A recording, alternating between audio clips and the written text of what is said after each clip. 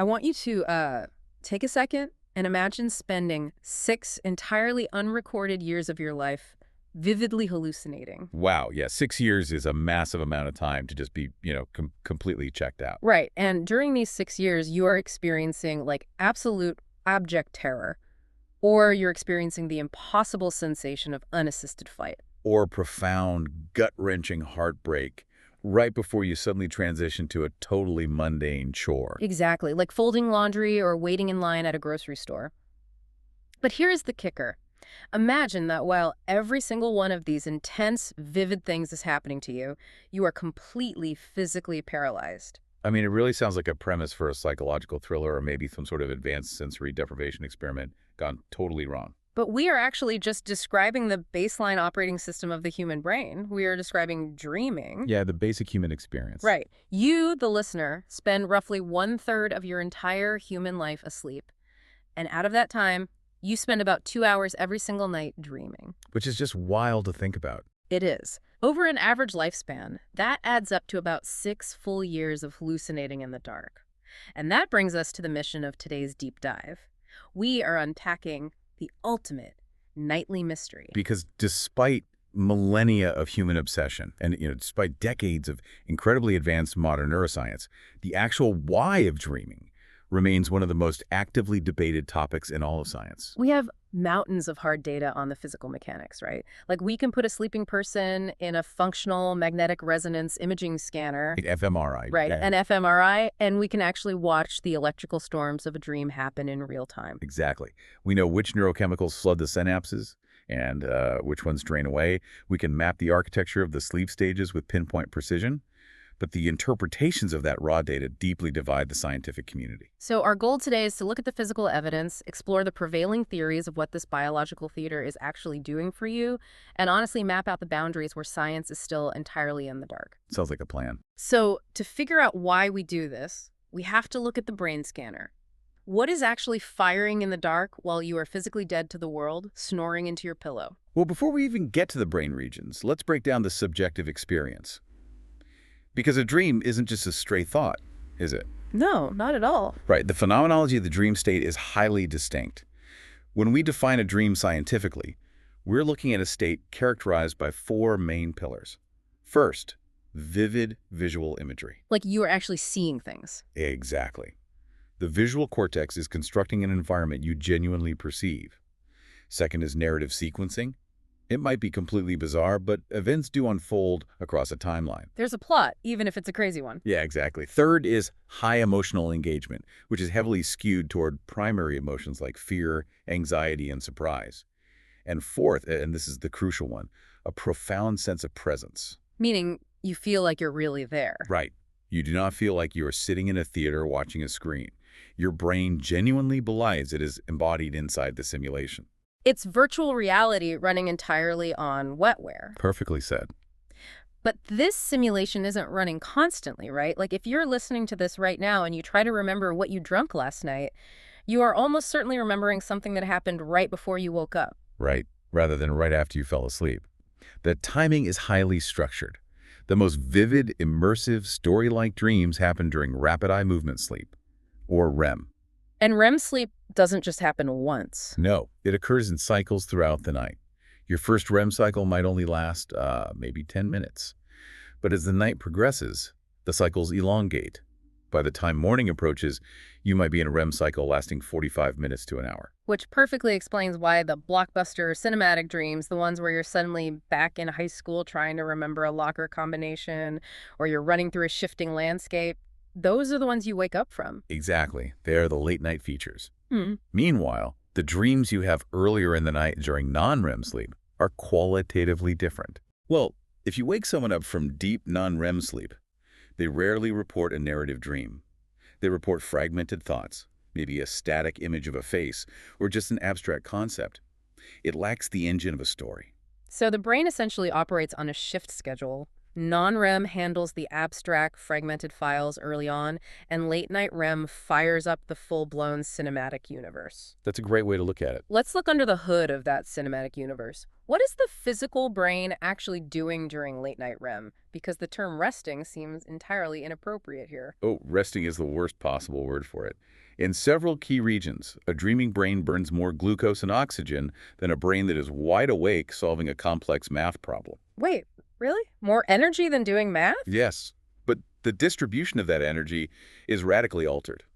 Let's start with the prefrontal cortex, the area resting just behind your forehead. That's the logic center, right? Exactly. In your waking life, this is the CEO of your brain.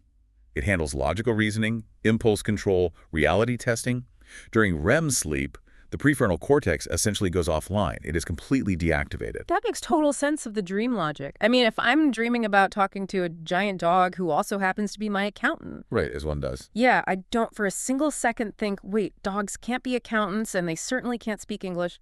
The logic bouncer has just left the club. The bouncer is gone, which means any bizarre synthesis your brain generates is accepted as objective reality without any friction. Wow. Now, while the logic center is powered down, the emotional center is in overdrive. The amygdala, which is an almond-shaped cluster of nuclei deep in the temporal lobe, is the brain's primary threat detection and emotion processing center. Okay, so the threat center. Right. And during REM sleep, fMRI scans show the amygdala burning bright red. It is often significantly more active than when you are awake and navigating a stressful day. So we have a deactivated logic center and a hyperactive threat center. That sounds like a recipe for sheer panic. It creates a state of intense, uncritical emotionality. The feelings are entirely real to the brain, even if the stimulus is an illusion. But the most bizarre piece of the puzzle involves the motor cortex. What does the motor cortex do? This is the strip of tissue across the top of your brain that directly controls your physical movements. If you are running away from something in your dream, your motor cortex is literally firing the exact sequence of electrical commands to move your actual legs. Wait, if the motor cortex is screaming at the legs to move, how does the physical muscle actually ignore it? Is there like a physical roadblock? The roadblock is chemical, and it is executed by the brainstem. As you enter REM sleep, a structure in the brainstem called the ventromedial medulla becomes highly active. Okay. It sends signals down your spinal cord to release powerful inhibitory neurotransmitters, specifically GABA and glycine. These chemicals bind to the motor neurons in your spinal cord and effectively hyperpolarize them. So they just lock them down. Exactly.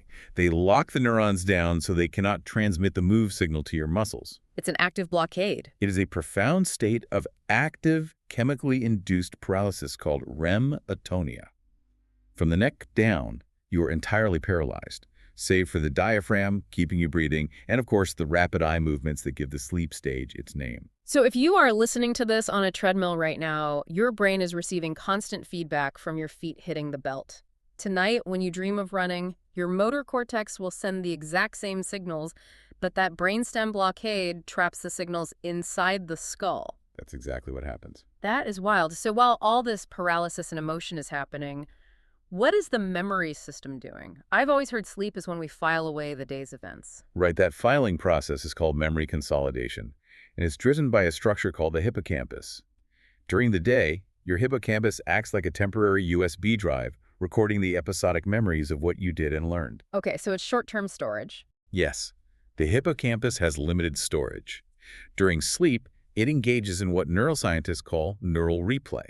It rapidly fires the day's neural patterns over and over, transferring that data up to the neocortex, which is the brain's massive hard drive, for long-term storage. Okay, so synthesizing all of this. The prefrontal cortex, a critic, is asleep, so no one is pointing out plot holes. The amygdala, the dramatic surround sound, is cranked to 11. The hippocampus, the projectionist, is splicing together raw footage from your day. And the brainstem has literally paralyzed the audience so they can't jump up and act out the movie. That is a brilliant analogy. It is an isolated, closed-loop system of intense sensory and emotional experience, entirely divorced from physical action and logical critique. But, biological systems aren't perfect. What happens when that chemical blockade in the spinal cord misfires? Because this perfectly explains the terror of sleep paralysis. How does that glitch work? Sleep paralysis is what happens when the tightly choreographed timing of these brain regions falls out of sync. Normally, as you wake up, The brainstem stops releasing GABA and glycine, your muscle tone returns, and the REM dream shuts down. Everything goes back to normal. Right. But in sleep paralysis, your conscious awareness wakes up. You open your eyes, you are fully present in your bedroom. But the brainstem is still applying the chemical brake to your spinal cord. You are awake, but your body is still in REM atony. You cannot move a single muscle. And to make it worse, the dream machinery hasn't fully powered down either. Oh no. Yeah, the hyperactive amygdala and the visual cortex are still generating dream imagery. Because your conscious mind realizes it is paralyzed, the amygdala triggers sheer panic. It demands an explanation for why you can't move. So it makes one up. Exactly. The lingering dream state projects a hallucination into your waking environment to explain the paralysis, like a shadow figure holding you down, an intruder in the room, or a demon on your chest. The brain hallucinates a threat to justify the physical inability to move. It's horrifying, but mapping it back to a literal chemical timing error makes it suddenly completely logical. It really does demystify. So we have this incredibly complex chemical lockdown happening just to keep us still while we hallucinate, which begs the fundamental question: why risk all this biological vulnerability? That is the big question. Why burn all this glucose and oxygen to generate a subjective emotional narrative? If the hippocampus just needs to transfer data to the neocortex, why couldn't it quietly do that in the background, like a smartphone installing an operating system update at 3 in the morning? Why do we need the subjective theater? That is the dividing line in modern sleep science. The biological cost of dreaming is astronomical. You are paralyzed, vulnerable to predators, and burning massive amounts of energy. Right. It seems so dangerous. From an evolutionary standpoint, any biological process this expensive must provide a massive survival advantage. Otherwise, natural selection would have eliminated it millions of years ago. So what are the theories? Well, this brings us to the first major theoretical camp, the threat simulation theory, proposed by cognitive neuroscientist Revonsuo. Let's dive into Revonsuo. He essentially frames dreaming as a biological preparedness mechanism, right? Exactly. Revonsuo looks deeply into our ancestral environment. For hundreds of thousands of years, early humans lived in a world fraught with immediate life-ending physical dangers. Predators, hostile rival tribes, sudden environmental catastrophes. A very stressful time. Very. Revonsuo argues that the brain evolved the dream state to act as a high-fidelity virtual reality simulator. It forces us to rehearse our responses to physical danger in a consequence-free environment. So it's a flight simulator for human survival. You practice crashing the plane in the simulator so you don't die when you're flying the real thing. That's the exact mechanism. When you run from a predator in a dream, you are firing the specific neural pathways required for evasion. The synapses involved in recognizing a threat, triggering the adrenaline response, and coordinating an escape route are all being strengthened. So it's practice. Right. The argument is that an early human who rehearsed surviving an animal attack in their sleep would have a slightly faster reaction time when a real animal jumped out of the brush the next day. And his primary evidence for this is the actual content of human dreams, right? Because they aren't mostly pleasant. If you analyze thousands of dream reports across different cultures, the content leans heavily, almost overwhelmingly negative. The most common themes involve being chased, falling, physical injury, and interpersonal conflict. For just running drills. Basically, we dream about worst-case scenarios far more frequently than we dream about eating a good meal or relaxing by a river. The system seems intentionally biased to simulate threat. I see the evolutionary logic, but I have to challenge this. Go for it. If this system is purely an evolutionary survival tool designed to keep me alive in a dangerous world, why do I almost never dream about fighting off a wild animal? Instead, I have this recurring dream where I show up to a recording studio to do this show, and I look down and I realize I'm wearing a bathing suit. Right, the classic exposure dream. Yeah. How does rehearsing awkward public embarrassment help me survive in the wild? And, more practically, does dreaming about running away actually translate to me being a faster runner in waking life? Those are the exact vulnerabilities in Revonsuo's theory. Proponents of the threat simulation theory defend the bathing suit dream by arguing that the definition of threat has simply updated to match our modern environment. Oh, interesting. In an ancient tribal setting, social exclusion wasn't just embarrassing, it was lethal. If the tribe ostracizes you, you lose access to food, fire, and protection. You die. Wow, okay. Therefore, the brain treats severe social embarrassment loss of status as a literal life-or-death survival threat. Okay, I'll grant them that. The brain swaps the saber-toothed tiger for a failed presentation because the underlying fear of exclusion is identical. Exactly. But your second point is much harder for them to defend. There is very little empirical evidence proving that dreaming about a physical threat actually improves your physical reaction time the next day. Yeah, that seems hard to measure. And furthermore, while many dreams are negative, a huge percentage are completely mundane. Threat simulation theory completely fails to explain why we spend hours dreaming about wandering through an empty shopping mall looking for a specific pair of shoes. Which opens the door for a totally different interpretation of that emotional intensity. Let's look at the work of Matthew Walker and Rosalind Cartwright. They champion the emotion regulation theory. Matthew Walker refers to this as the overnight therapy model, where Revan focuses on preparing for future threats. Walker focuses on healing from past traumas. And this entire theory hinges on a fascinating neurochemical quirk of REM sleep involving a neurotransmitter called norepinephrine. Norepinephrine is basically the brain's version of adrenaline, right? It's the stress chemical. It is the primary neurochemical associated with stress, panic, and the fight-or-flight response. When you experience something distressing or traumatic during the day, your locus coeruleus and nucleus in the brainstem floods your brain with norepinephrine. So you get that panic feeling. Right. Your heart races, your breath quickens, your focus narrows. The memory of that distressing event is literally encoded in a bath of stress chemicals. So the memory and the painful emotion are fused together. Exactly. Now, when you enter REM sleep, something entirely unique happens. The locus coeruleus completely shuts off. The release of norepinephrine drops to absolute zero. Wait, really?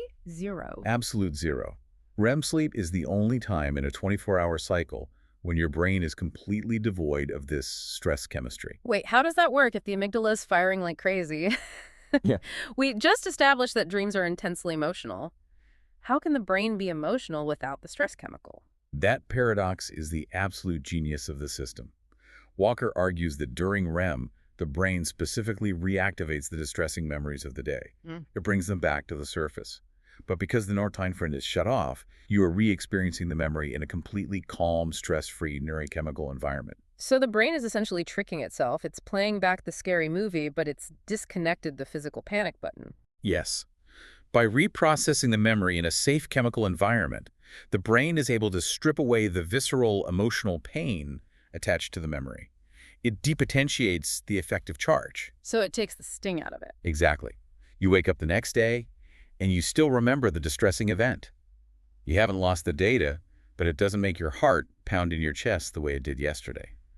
The raw edge has been sanded down. It's like reviewing a bomb disposal manual while sitting in a cozy armchair instead of staring at a live ticking bomb.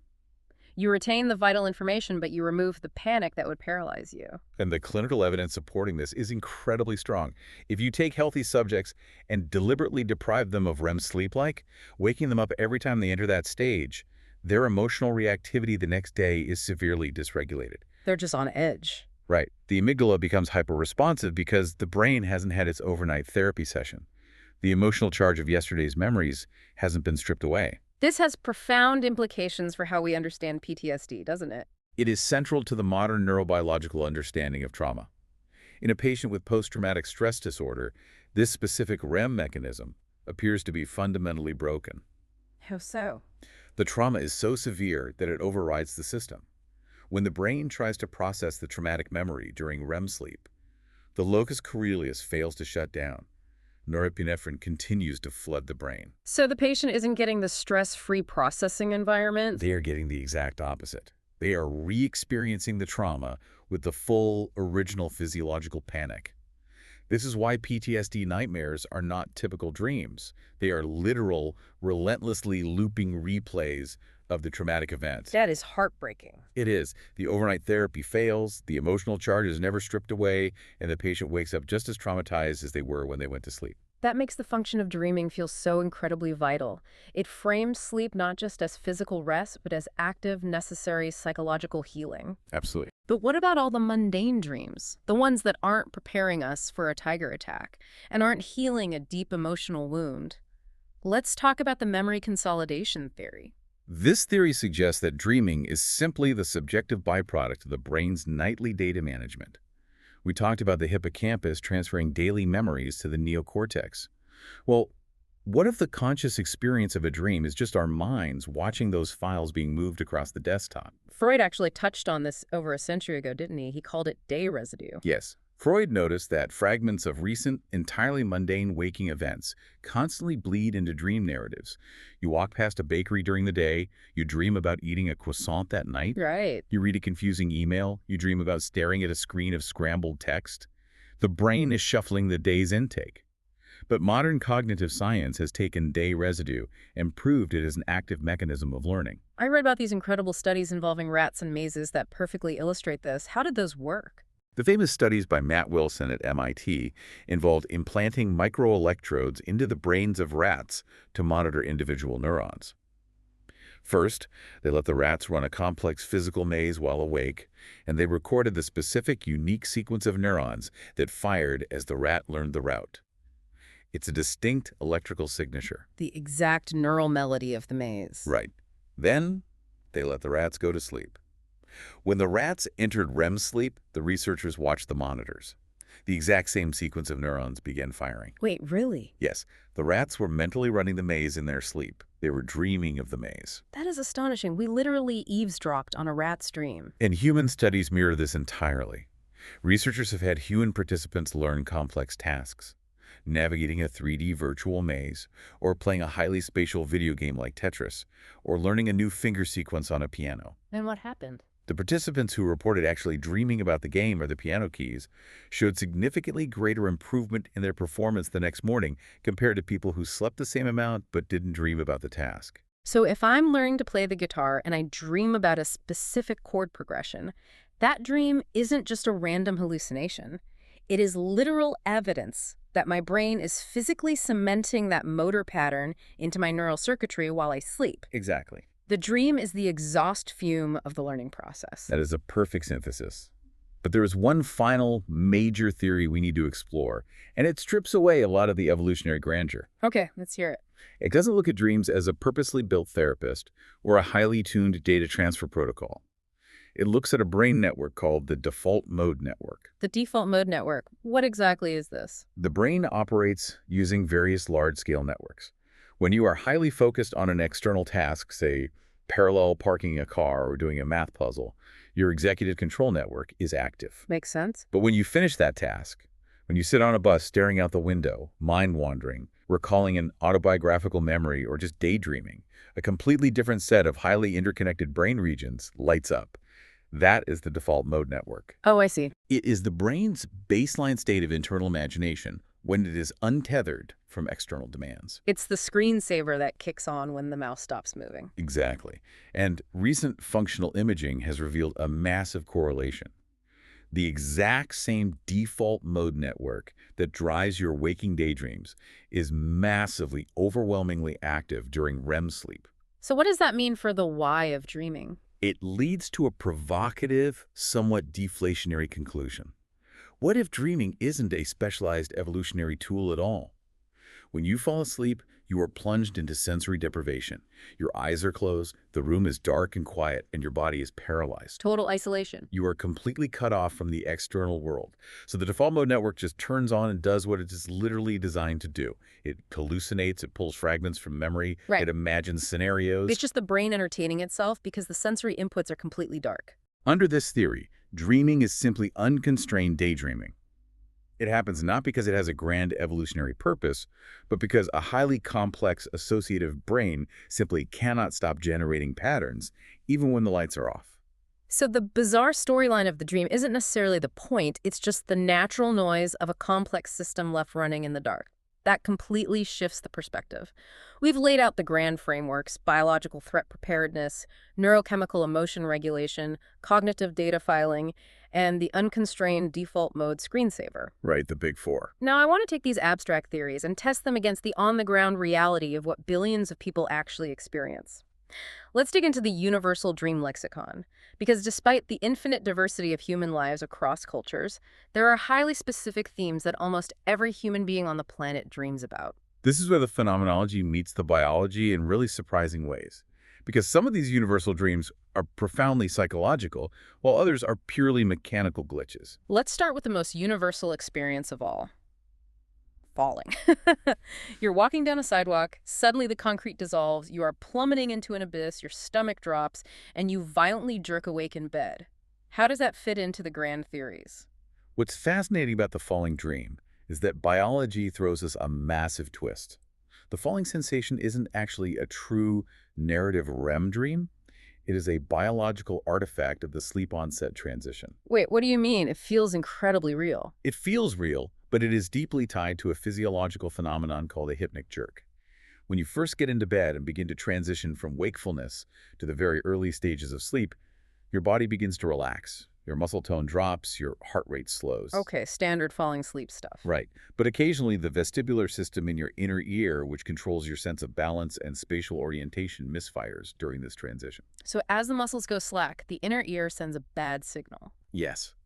Your brain suddenly registers the rapid drop in muscle tension and a weird vestibular signal, and it misinterprets this data as literal physical freefall.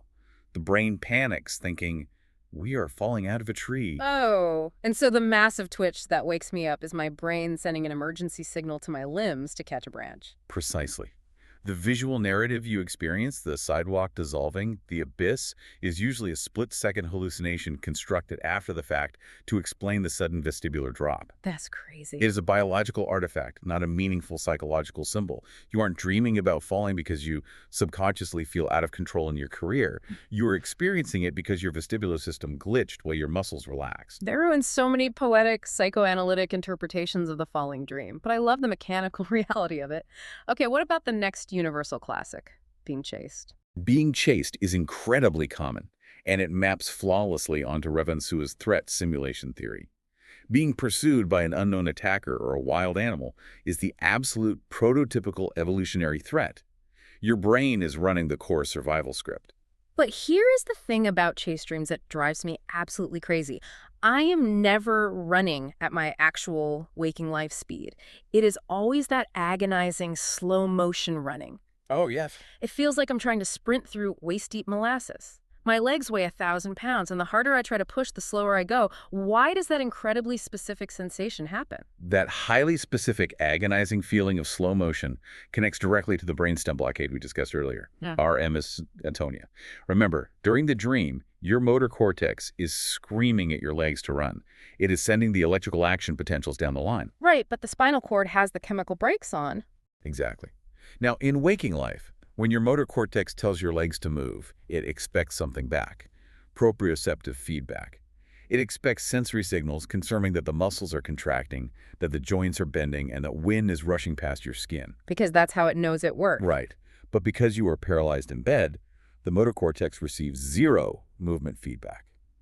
The paralyzed body sends back a signal of total stillness. So the brain is caught in a massive contradiction. The engine is revving, but the speedometer says 0. The dreaming brain has to resolve this sensory math error. It cannot consciously accept that it is paralyzed in bed, because that breaks the illusion of the simulation.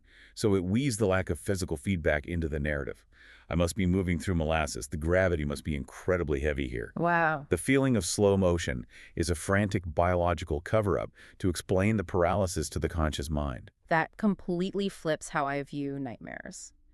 The bizarre physics of the dream are just improvisations to cover up the biology of sleep. Okay, next on the universal lexicon. Teeth falling out. People have obsessed over this one for centuries. It is a true psychoanalytic obsession. Historically, it's been interpreted as everything from a fear of aging to, in Freudian terms, repressed sexual anxieties or castration anxiety. But modern empirical research links it much more rationally to two specific things: physiological stimulation and psychological social anxiety. Let's start with the physiological side. Research suggests a high correlation between people who experience teeth falling out dreams and people who suffer from bruxism, which is nighttime teeth grinding. Oh, interesting. When you grind your teeth, you are heavily stimulating the trigeminal nerve in your jaw. The sleeping brain registers this intense dental nerve pain and pressure and incorporates it into the dream narrative. The teeth are under pressure physically, so they fall out in the dream. It's the day residue concept, but coming directly from the physical body in real time. And what about the psychological aspect? Psychologically, it heavily correlates with generalized stress and deep concerns about appearance and social perception. Your teeth, your smile, They are your primary public interface. To have them crumble out of your mouth in front of people is a visceral manifestation of losing face, feeling inadequate, or fearing social judgment. Which links perfectly to another incredibly common stress dream, showing up unprepared for an exam. Now, I graduated from college a very long time ago, but at least twice a year, I find myself sitting at a tiny desk in a fluorescent-lit gymnasium, staring at a calculus test that I haven't studied a single minute for. The panic is completely real. Why won't my brain let me graduate? This specific dream is overwhelmingly prevalent among educated adults. And the fact that it persists decades after you leave the education system points to something deeper than literal school. School is usually the very first environment in a human's life where they are objectively evaluated, scrutinized, and ranked by authority figures under time pressure. That makes a lot of sense. The brain encodes that physical environment, the classroom, the test paper, as the ultimate metaphor for being judged. So when I have a high-stakes deep dive recording or a major presentation at work, my brain feels the cortisol spike and just defaults to the original source code of performance anxiety, the final exam. Exactly. You are expected to perform, and you are terrified that you are an imposter who is fundamentally unprepared. The narrative might occasionally shift. Maybe you're an actor who forgot their lines, or a musician whose instrument is broken, but the emotional architecture of imposter syndrome remains identical. And this anxiety about social judgment brings us to being naked in public. Yes, whether it's showing up to the office in your underwear or walking down a crowded street completely nude, clothes are our social armor. They indicate status, professionalism, belonging, and boundaries. Right. To be stripped of them in a public setting is the ultimate manifestation of social exposure, vulnerability, and the fear of being seen for who you really are, flaws and all. It's also incredibly stressful, but there is one universal dream in the lexicon that breaks this negative trend entirely. Flying. Flying is the beautiful exception. While most common dreams are rooted in anxiety or physical constraint, unassisted flight is almost universally reported as euphoric. It is deeply tied to feelings of absolute freedom, breaking boundaries, and total agency. So what's the physical cause? Mechanically, it's likely another byproduct of the vestibular system. Because you are lying flat and gravity isn't pulling down on your body in the normal waking orientation, the brain interprets the lack of vertical gravity as floating. But without the sudden panic of the hypnic jerk, the floating turns into a superpower. Exactly. And what makes flying dreams particularly significant is that they serve as a natural biological bridge into our next major topic. Because flying is the single most common activity reported by people who actively realize they are inside a dream. This is the ultimate biological loophole. If the brain goes to all this immense chemical trouble to paralyze us, shut down our logic centers, and trap us in a simulation so we don't realize we're dreaming, it makes me wonder about the people who do wake up inside the matrix. Let's talk about the science of lucid dreaming. For the vast majority of the night, as we've detailed, we are passive victims of our brain's weird theater. We have no agency, we accept the bizarre script. But in a lucid dream, a profound cognitive shift occurs. The sleeping, paralyzed mind suddenly realizes that the environment is an illusion. For you listening who haven't experienced this, it is not just a vague suspicion that things are weird. A true lucid dream is defined by two specific factors: awareness and volitional control. Awareness is the spark, saying to yourself, wait, the sky is green, I'm breathing underwater, I am currently asleep in my bed. Right. Volitional control is what happens next. Once you know it's a simulation, you can hack the environment. You can choose to fly. You can walk through walls. You can summon people. And we must stress that this is not some fringe mystical event or internet myth. The epidemiological data is robust. Over 55% of all adults have experienced at least one lucid dream in their lives, and roughly 23% experience them on a regular basis. It is a verifiable state of consciousness. So, what is actually happening in the brain scanner when someone wakes up inside the dream?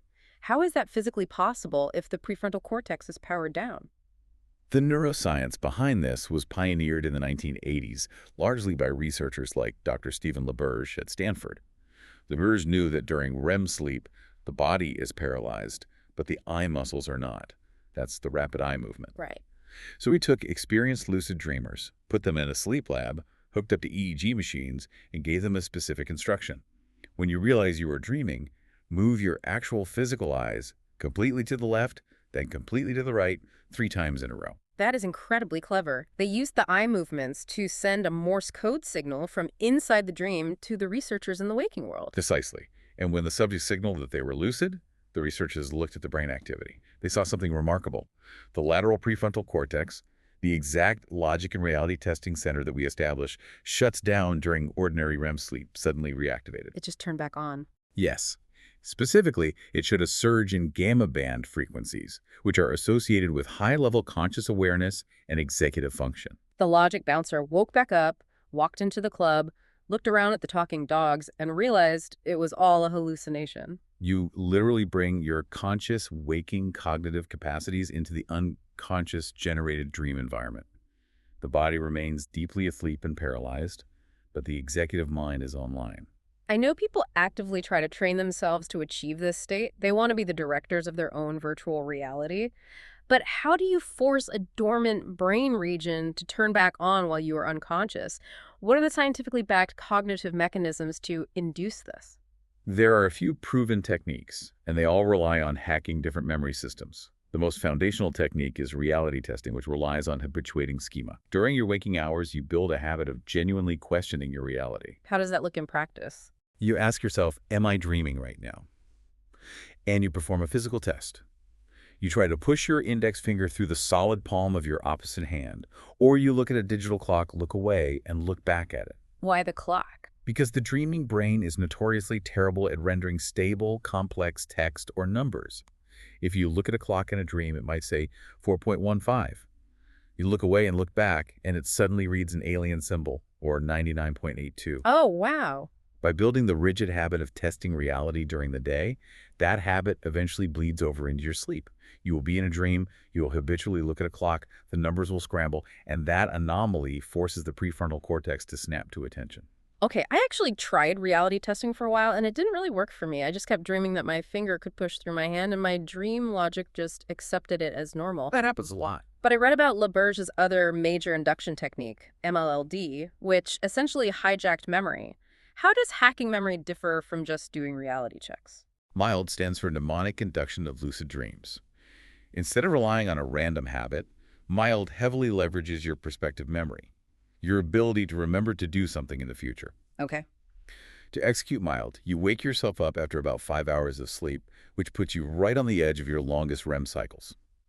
You recall the dream you just woke up from. Then, as you lie there falling back asleep, you vividly visualize re-entering that exact same dream, but you mentally rehearse realizing it's a dream. You repeat a mantra. The next time I am dreaming, I will remember that I am dreaming. So you are preloading the intention into your working memory right as the brain slips into the REM state. Exactly. You are planting a cognitive tripwire. And then there's the most direct but most notoriously difficult method, wild or wake-induced lucid dreaming. Very intense. With wild, you do not fall asleep, lose consciousness, and then wake up inside the dream. Instead, you attempt to maintain an unbroken thread of waking consciousness as your physical body crosses the threshold directly into REM sleep. You lie perfectly still, maintaining intense mental focus while allowing your body to fall asleep. Which means you are consciously riding the elevator down into sleep paralysis. You are forcing yourself to stay awake while the brainstem applies the chemical brakes. Yes. You physically feel the numbness sweep over your limbs. You often experience the terrifying auditory and visual hallucinations of sleep paralysis, loud buzzing, a feeling of heavy pressure, shifting shadows. That sounds horrible. It's hard. But if you can maintain your cognitive focus and remain calm, recognizing that these are just hypnagogic hallucinations, the chaotic imagery eventually stabilizes. The environment solidifies into a fully formed 3D dreamscape, and you step into it fully lucid from the very first second. I've actually experienced a spontaneous lucid dream once or twice, and the feeling is profoundly empowering. It's exactly like realizing you are stuck inside a terrifying, fully immersive VR horror game, and suddenly the developers just hand you the admin controls. You can pause the game, turn the terrifying monsters into confetti, or just fly up through the ceiling. Which leads me to wonder about the therapeutic side of this. If we can hand people the admin controls, can we use lucid dreaming as a clinical medicine? We absolutely can, and it is a growing field of clinical psychology. A specialized form of this, often grouped with image rehearsal therapy, is increasingly used to treat severe nightmare disorders, particularly in trauma survivors and PTSD patients. That makes total sense. Think about the psychological power of what you just described. If a trauma survivor has a recurring nightmare where they are constantly being attacked or chased, their brain is reinforcing a pathway of helplessness and terror. But if a therapist can train that patient to achieve lucidity within the nightmare, the entire dynamic flips. Because they get control. Right. When the attacker appears, the patient realizes they are dreaming. They realize they cannot be physically harmed. They can turn around, face the attacker, and consciously alter the dream narrative. They dissolve the threat mid-REM cycle. They are actively performing cognitive restructuring on their own subconscious. That is incredible. It's taking the passive overnight therapy we talked about with Matthew Walker and making it an active, conscious surgical strike against trauma. It's incredibly powerful. Hearing all this modern neuroscience, fMRI machines, gamma band frequencies, neurochemicals, the prefrontal cortex, it makes me think about the massive stretch of human history before any of these tools existed. Before we could map the lateral prefrontal cortex, humans were desperately trying to decode these nightly visions. How did we try to make sense of this before we had the brain scanners? Let's delve into the history, psychology, and cultural anthropology of dreaming. We have to start with the psychoanalytic giants because they entirely define the 20th century Western view of what dreams mean. And the monumental, unavoidable figure here is, of course, Sigmund Freud. In 1899, Freud published his seminal masterwork, The Interpretation of Dreams. Which gave us the famous quote that dreams are the royal road to the unconscious. But what was actually paving that road? How did Freud think dreams worked mechanically? Freud's theory was built on the concept of repression. He believed that the human psyche is boiling with unacceptable, taboo desires, largely primitive sexual and aggressive wishes that polite society forces us to deeply bury in our unconscious mind. Freud proposed that when we sleep, the heavy psychological defenses we maintain during the day begin to relax. These dark, repressed wishes try to bubble up to the surface of our awareness. But if a truly horrific, socially unacceptable wish just plainly appeared in your mind while you were sleeping, wouldn't the sheer shock of it wake you up? Exactly. Freud recognized that the brain needs to protect sleep. So he theorized the existence of a psychological censor. This censor takes the underlying, unacceptable taboo wish, which he called the latent content, and aggressively disguises it in a bizarre symbolic narrative, which he called the manifest content. The weird literal dream you remember about a snake in a garden or losing your hat is just the manifest disguise. So dream interpretation for Freud was essentially psychological cryptography. It was the painstaking process of stripping away the bizarre manifest disguise to reveal the dirty, repressed, latent wish underneath. Yes, and he often relied on a fairly rigid set of fixed symbols to do this, heavily tilted toward sexual anatomy and conflict. But this rigid approach caused a massive fracture with his star pupil, Carl Jung. How did Jung view the dream world? Jung's break with Freud is fascinating. Jung completely rejected the idea that dreams were just a psychological trash can for repressed, unacceptable, individual dirty secrets. He thought Freud's view was far too narrow and pessimistic. Jung proposed something much grander. He proposed the existence of the collective unconscious. Meaning like a shared pool of minds. Right. Jung argued that beneath our personal memories lies a deep, inherited layer of the mind shared by all of humanity. And this collective unconscious is populated by archetypes, universal, primordial patterns and images. The hero, the shadow, the mother, the wise old man, the trickster. So for Jung, dreaming wasn't a disguise mechanism trying to hide a taboo. The dream was actually a transparent, honest attempt by the psyche to communicate. It was drawing on these ancient, universal, mythological images to help the individual achieve psychological wholeness and integration. It's a deeply epic, almost spiritual framework, but as we promised an honest account of the science today, we have to ask, what is the empirical scientific verdict on Freud and Jung in the 21st century? Right, how do they hold up?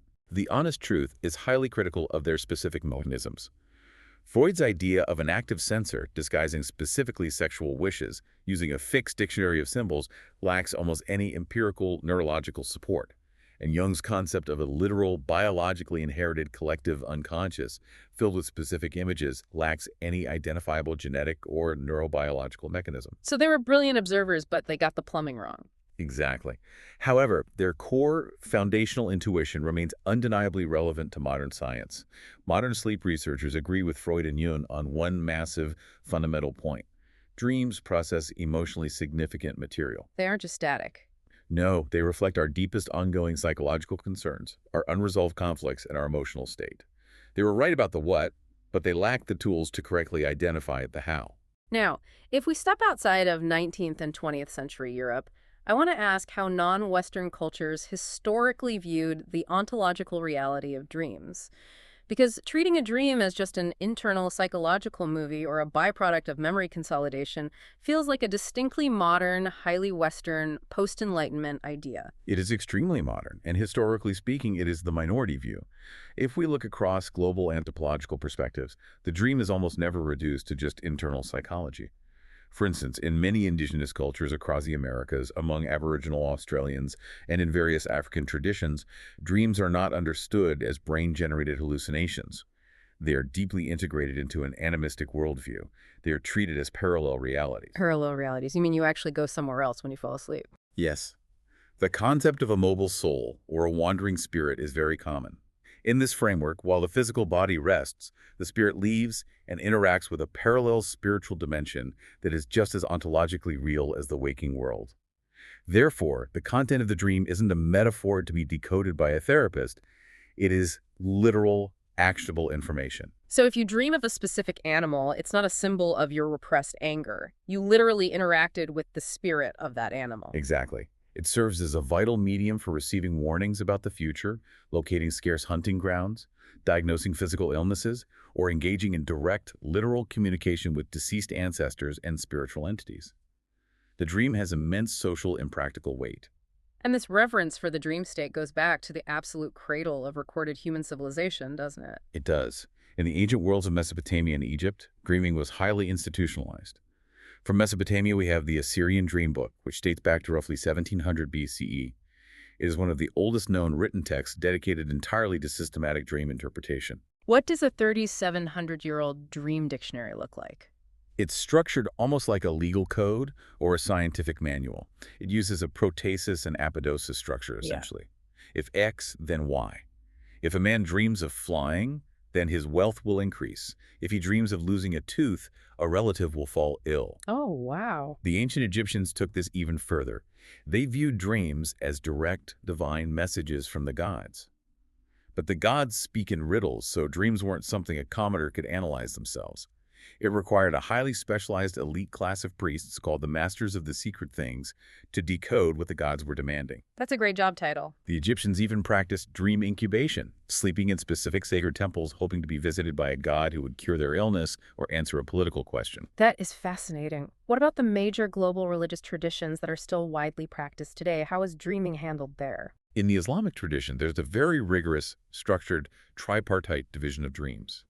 Dreams are traditionally categorized into three distinct types. First, there are truthful or righteous dreams that come directly as messages, glad tidings, or warnings from God. Second, there are false dreams, or terrifying nightmares, that are explicitly instigated by Satan to cause grief and distress to the believer. And third, there are the mundane, self-generated dreams that are simply the chaotic products of the dreamer's own daytime thoughts, anxieties, and desires.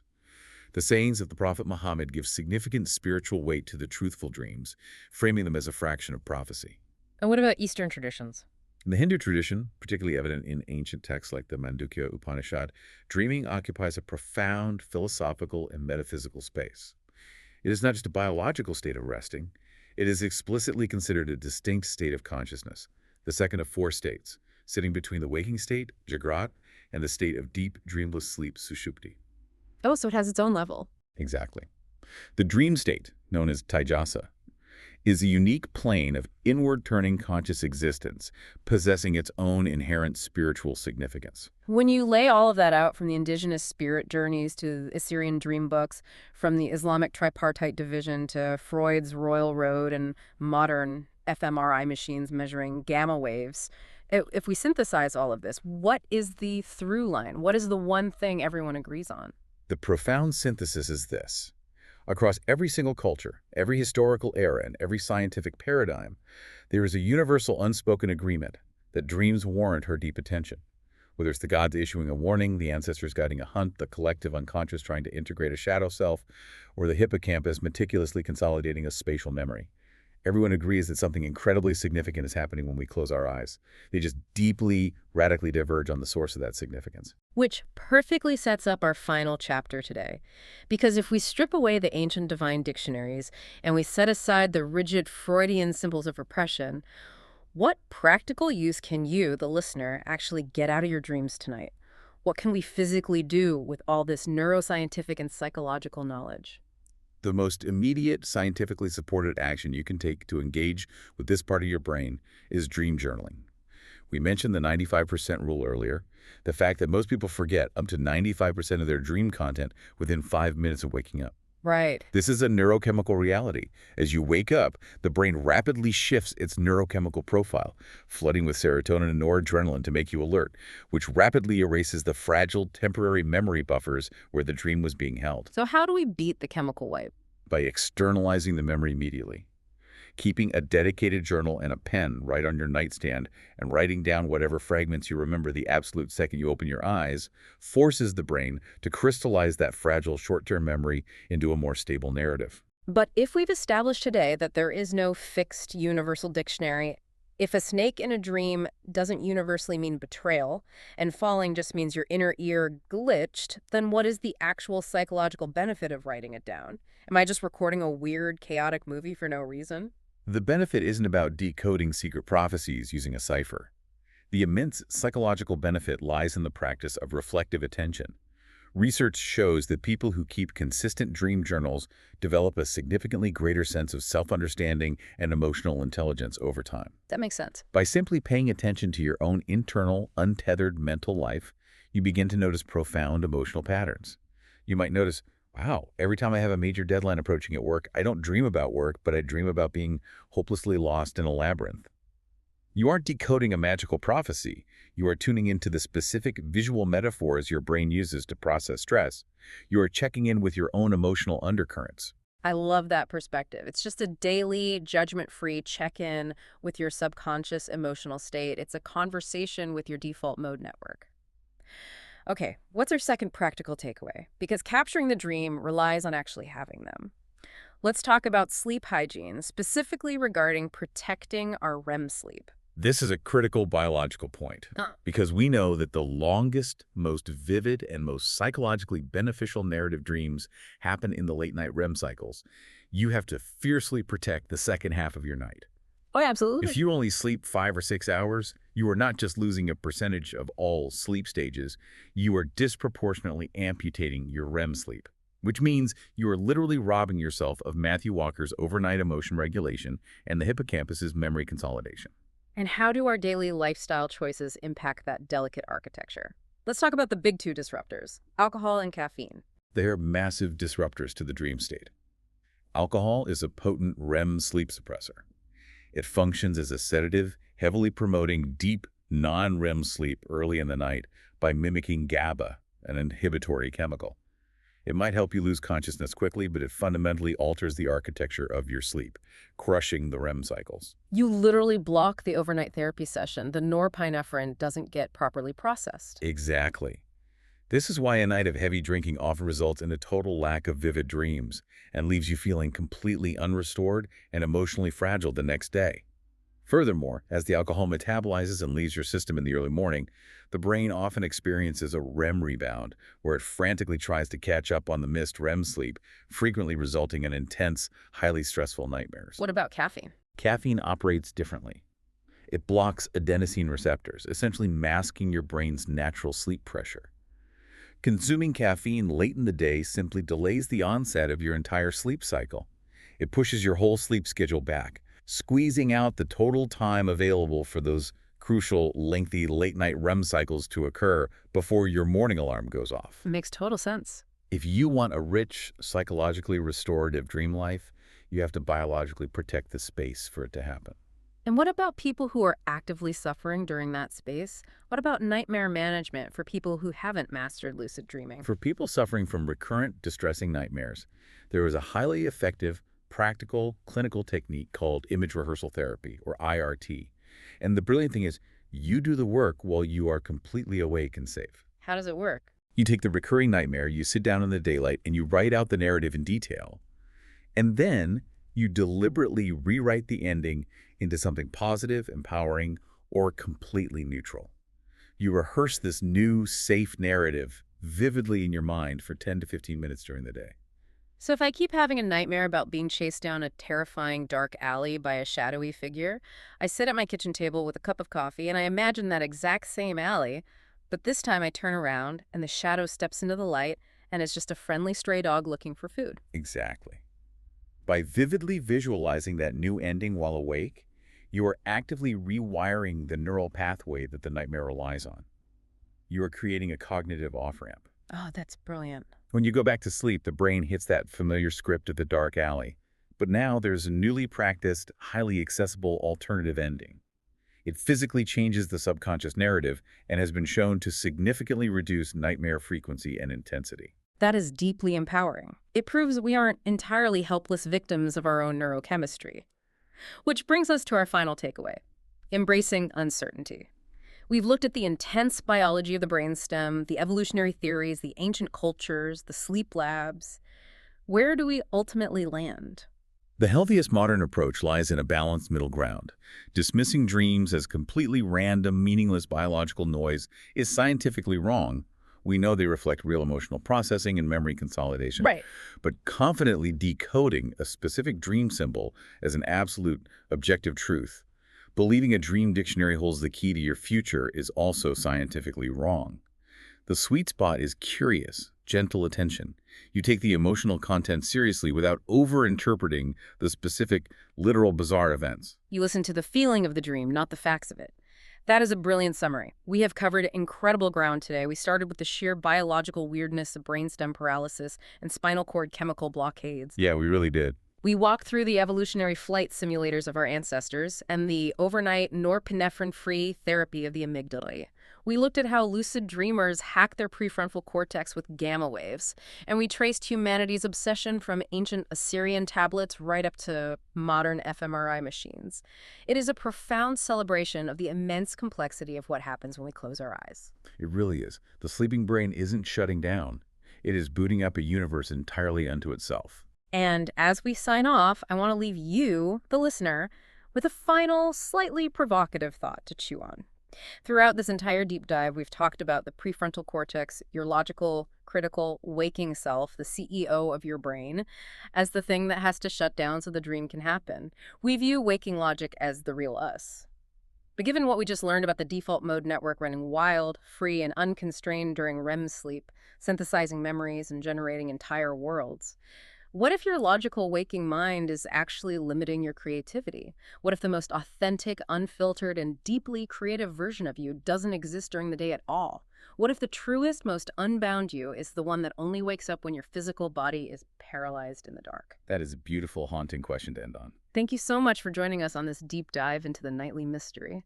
Tonight, when you turn out the lights and the chemical blockade begins, pay close attention to your own mind. We'll see you next time.